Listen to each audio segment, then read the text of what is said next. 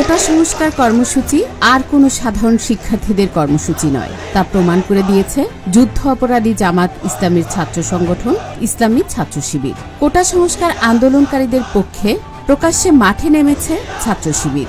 রাজধানী ঢাকায় বিক্ষোভ মিছিল বের করেছে সংগঠনটি।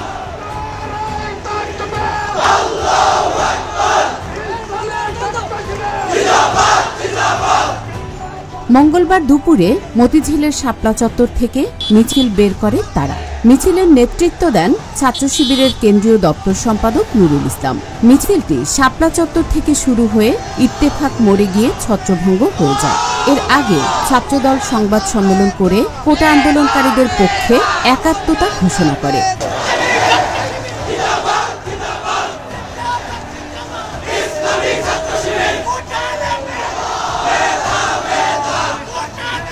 বাংলাদেশ ইসলামী ছাত্র শিবির। কোটা সংস্কার আন্দোলনে বিএনপি এবং জামাত শিবির রয়েছে এমন কথা বরাবরই বলে আসছে আওয়ামী লীগ এবং ছাত্রলীগ।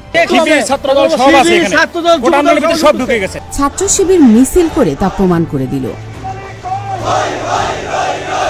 বিশ্লেষকদের মতে, যখন কিছু শিক্ষার্থী কোটা সংস্কার নিয়ে আন্দোলন করছে, তখন ফায়দা লোটার চেষ্টা করছে বিএনপি জামাত।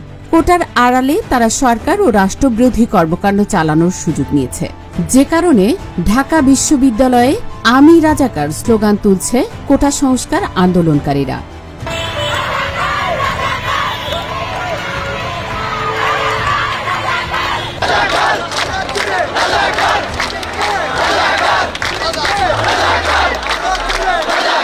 কোটা সংস্কার আন্দোলনে যারা আমি রাজাকার স্লোগান দিয়েছে, তাদের এই স্লোগান থেকেই বোঝা যায় তাদের পেছনে কারা কাজ করছে।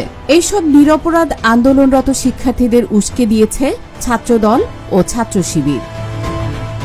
শিক্ষার্থীদের কোটা সংস্কারের যে দাবি, তাতে আন্তরিকতা দেখিয়েছে সরকার। তবে শিক্ষার্থীদের কর্মসূচি ছিনতাই করে এখন আন্দোলন চালাচ্ছে ছাত্রদল ও ছাত্র শিবির। তাদের প্রতিহত করা সময়ের দাবি বলে মনে করেন বিশিষ্টজনরা।